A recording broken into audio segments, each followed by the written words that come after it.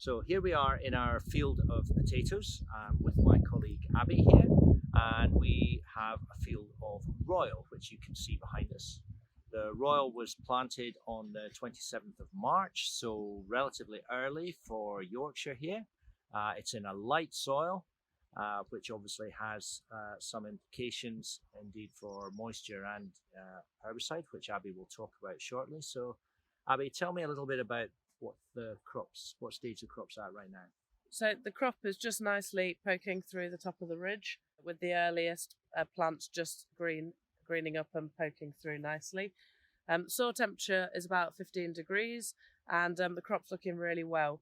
It's had its pre-em herbicide on the 29th of April, and it seems to have done a good job. However, it was incredibly dry for the last 4 to 5 weeks, with a rain in the last 24 hours. So what do you think the implications of that rain are, Craig? Well, we can see that with the dry weather, the ridges have flattened out a little bit. Probably had some implications for the pre-em herbicide in that seal has been broken.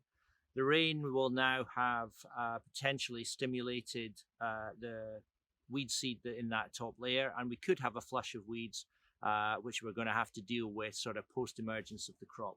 That's going to drive us to Titus plus wetter, probably going to apply the full 50 grams plus an appropriate adjuvant. Yeah. So, and then we're going to have to start thinking about our blight program. So where are we at with that one, Abi? So I think within the next 7 to 10 days, we'll probably be at rosette stage looking at our first blight application. And currently the initial thoughts are mancozeb and cymoxanil. Okay, so cymoxanil mancozeb is going to be a good choice, I would suggest. The cymoxanil being a curative active gives us a nice clean start to the program. The mancozeb, not only does it give us protection against late blight, but it also gives us a similar level of protection against alternaria.